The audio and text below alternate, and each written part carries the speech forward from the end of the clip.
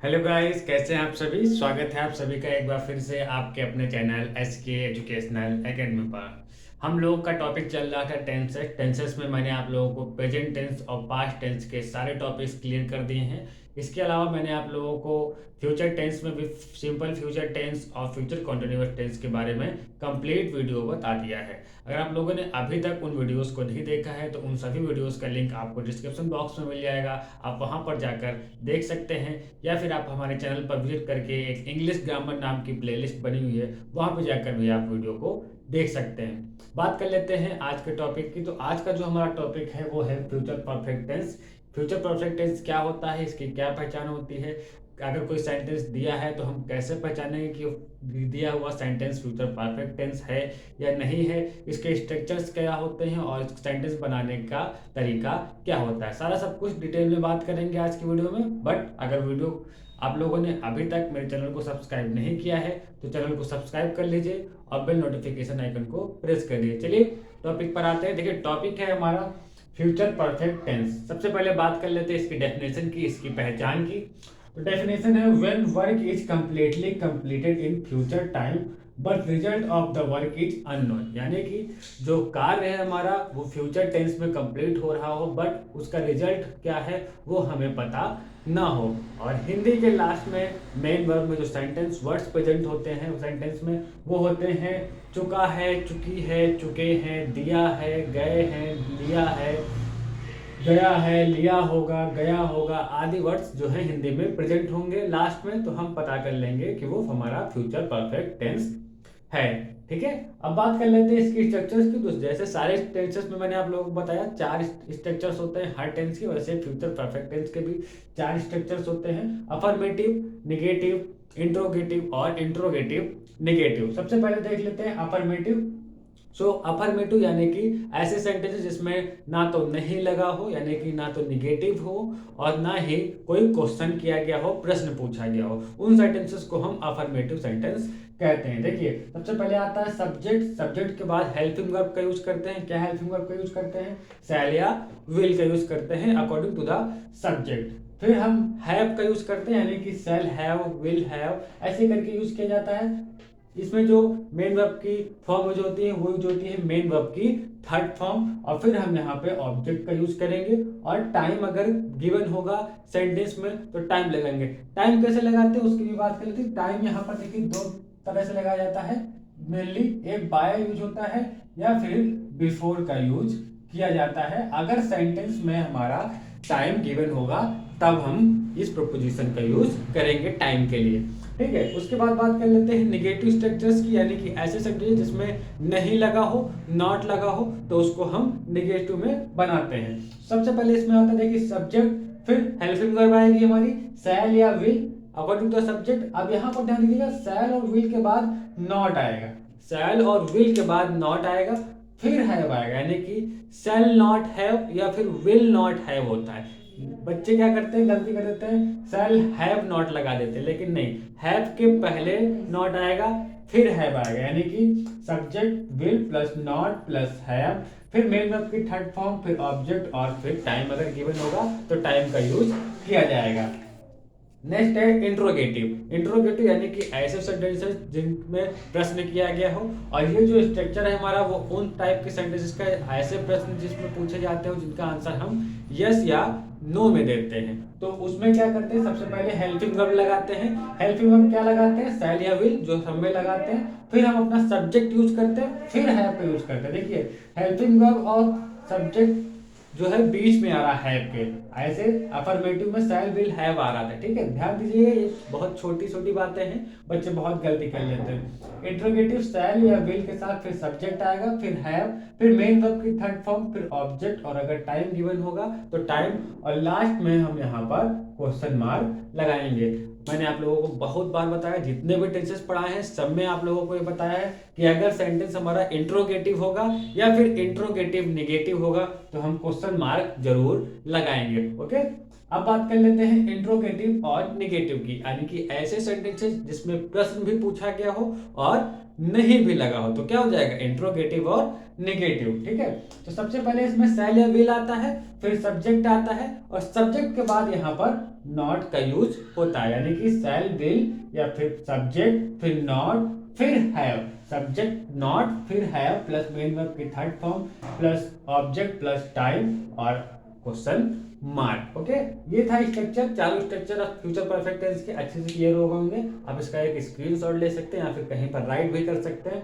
अब बात कर लेते हैं कुछ एग्जांपल्स की, जिससे आप लोगों को ये टॉपिक बिल्कुल अच्छे से क्लियर हो जाएगा। देखिए एग्जांपल पे आते हैं। सबसे पहला एग्जांपल है बच्चे परीक्षा में बैठ चुके होंगे, तो लास्ट में क्या देखिए चुके होंगे, बैठ चुके होंगे, ये हम बता रहे हैं कार्य कब होगा, फ्यूचर टेंस में होगा, लेकिन बैठ चुके होंगे या नहीं होंगे ऐसा उसका रिजल्ट हमें पता नहीं है। और लास्ट में चुका है, चुकी है, चुके होंगे ये सब लगा होगा, तो क्या सा टेंस होगा, फ्यूचर परफेक्ट टेंस होगा।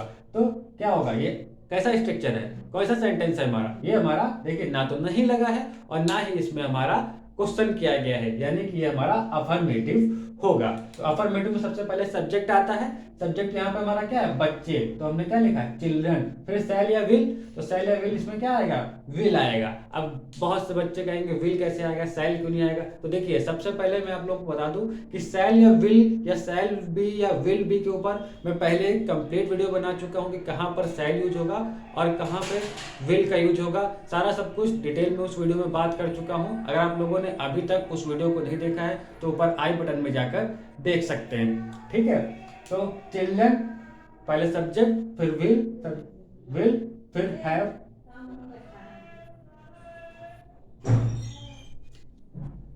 चिल्ड्रन फिर सब्जेक्ट आएगा विल, फिर यहाँ पे हम हैव का यूज करेंगे, हैव फिर मेन वर्ब की थर्ड फॉर्म क्या होगी, बैठने क्या होती है सिट, और सिट की थर्ड फॉर्म क्या होगी सैट, तो children will have sat in the examination. Okay, understood.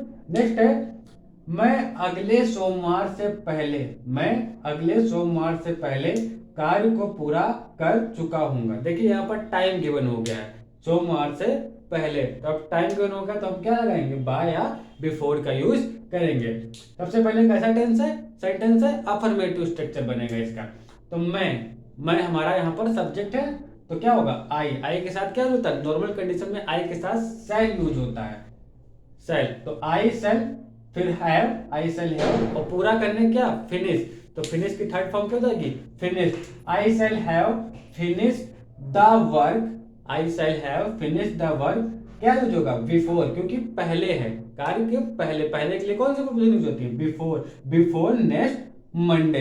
अगर यहाँ पर ये होता कि मैं अगले सोमवार तक कार्य को पूरा कर चुका हूँ तो क्या यूज होता, फिर प्रीपोजिशन बिफोर की जगह पे बाय का यूज हो जाता, I shall have finish the work by next Monday. Understood, clear हो रहा है। अब देखिए नेक्स्ट एग्जांपल, हमने अपना कार्य अवश्य स्वयं नहीं किया होगा। देखिए यहाँ स्पेशल कंडीशन बन गई, इस सेंटेंस में एक फोर्स दिया गया है, अवश्य लगा दिया गया है, यानी कि फोर्स, डिटर्मिनेशन, दृढ़ निश्चय ये सब दिए जाते हैं, स्पेशल कंडीशन होती है। इसमें हम शैल और विल का इंटरचेंज करते हैं, यानी आई और वी के साथ हम विल का यूज करेंगे, बाकी अदर के साथ हम शैल का यूज करेंगे। तो वी सबसे पहले क्या है, ये निगेटिव सेंटेंस है, नहीं लगा है, तो सबसे पहले सब्जेक्ट आएगा वी, फिर हेल्पिंग वर्ब क्या आएगी वी विल, फिर नॉट का यूज करेंगे, हैव बाद में आएगा, नॉट पहले आएगा, वी विल नॉट हैव, फिर करने की क्या होती है डू, और डू की third form done, we will not have done our work our self, we will not have done our work our self. Clear हो रहा। नेक्स्ट एग्जांपल देखिए, बच्चे परीक्षा में नहीं बैठ चुके होंगे, बच्चे परीक्षा में नहीं बैठ चुके होंगे। देखिए यहाँ क्या था अफर्मेटिव, बच्चे परीक्षा में बैठ चुके होंगे, निगेटिव में क्या हो गया, बच्चे परीक्षा में नहीं बैठ चुके हो, बस नहीं लग गया, बन गया हमारा निगेटिव। तो क्या होगा, पहले सब्जेक्ट चिल्ड्रन, फिर हेल्पिंग वर्ब विल, फिर नॉट आएगा, नॉट, फिर have, children will not have sat in the examination. ठीक है, क्लियर हुआ।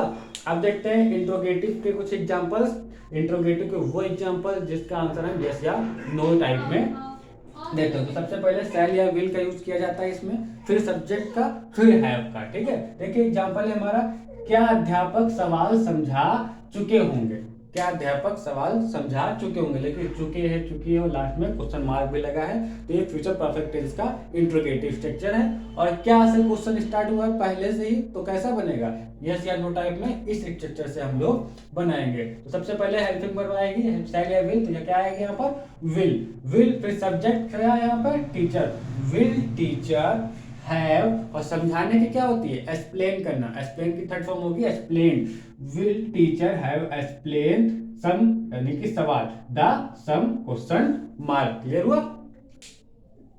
नेक्स्ट एग्जांपल है, क्या बच्चे परीक्षा में बैठ चुके होंगे। देखिए, बच्चे परीक्षा में बैठ चुके होंगे, बच्चे परीक्षा में नहीं बैठ चुके होंगे। अब यहाँ पर क्या हो गया, क्या बच्चे परीक्षा में बैठ चुके होंगे, इंट्रोगेटिव में उसको कन्वर्ट कर दिया गया। ठीक है, तो क्या बच्चे, सबसे पहले क्या आएगा, हेल्पिंग वर्ब, तो विल, फिर subject children, will subject children, फिर हैव आएगा, विल चिल्ड्रन हैव, फिर set in the examination question mark. ठीक है, क्लियर हुआ।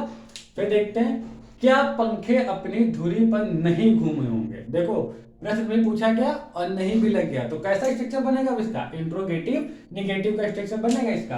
क्या पंखे अपनी धुरी पर नहीं घूम चुके होंगे। धुरी क्या होती है, जैसे पृथ्वी अपनी धुरी पर घूमती है, यानी कि एक्सिस पर घूमती है, तो क्या होगा, सबसे पहले हेल्पिंग वर्ब आएगी विल, फिर सब्जेक्ट आएगा फैंस, फिर नॉट आएगा, फिर हैव आएगा, सब्जेक्ट के बाद नॉट फिर हैव, तो विल फैंस नॉट हैव। घूमने की क्या होती है, देखो घूमना दो तरह से होता है, एक ये घूमना होता है अपनी जगह पर घूमना, उसको रोटेशन कहते हैं, और एक पृथ्वी सूर्य के चारों ओर चक्कर लगाती है, उसे रिवोल्यूशन कहते हैं। ठीक है, तो will fans not have rotated, अपनी जगह पर जब कोई चीज घूमती है तो उसको रोटेट कहा जाता है। Will fans not have rotated on its axis question mark. Okay, next है, क्या बच्चे परीक्षा में नहीं बैठ चुके होंगे। देखो, नहीं भी लग गया, प्रश्न भी पूछ दिया गया। ठीक है, तो विल पहले आया हेल्पिंग वर्ब, फिर सब्जेक्ट चिल्ड्रन, फिर नॉट, फिर have, will children not have, set की third form set in the examination question mark. Clear हुआ,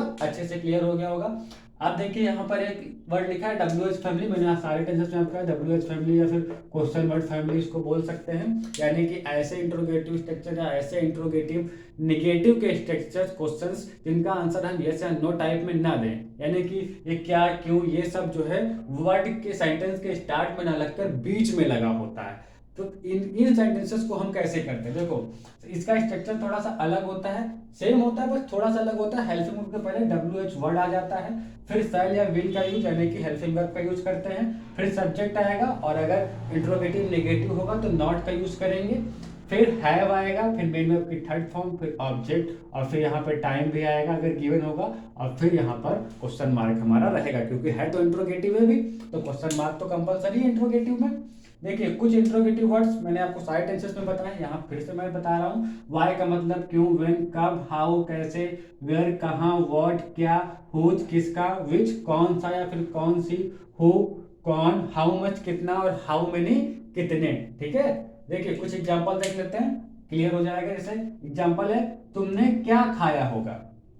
देखो, क्या बीच में आ गया, इसका आंसर हम ऐसे नो टाइप में नहीं दे सकते, क्या खाया होगा बताना पड़ेगा कि हमने क्या खाया है। ठीक है, तो तुमने क्या खाया होगा, सबसे पहले क्या WH वर्ड आएगा, तो क्या की इंग्लिश क्या होगी, वर्ड, WH वर्ड, फिर हेल्पिंग वर्ब विल, फिर सब्जेक्ट यू, विल यू, फिर हैव, फिर मेन वर्ब क्या है यहाँ पर, खाना, यानी कि ईटेन, ऑब्जेक्ट यहाँ पर कुछ नहीं है, what will you have eaten question mark. Clear हुआ। नेक्स्ट है, उसने तुम्हें क्यों घूरा होगा। लोग घूरना वर्ड तो सुना, बट इसकी इंग्लिश बहुत से बच्चों को पता ही नहीं होगी, तो उसने तुम्हें क्यों घूरा होगा। सबसे पहले WH वर्ड आएगा, क्योंकि क्या, वाई, फिर सब्जेक्ट ही, वाई ही, फिर will, why he will have, why will, यहाँ पे ये थोड़ा सा गलत हो गया है, वाई विल ही होगा। ठीक है, वाई विल ही, पहले हेल्पिंग वर्ब आएगी, फिर सब्जेक्ट आएगा, why will he have gazed, घूरने क्या होती है, गेज की थर्ड फॉर्म गेज्ड हो जाएगी, why will have gazed you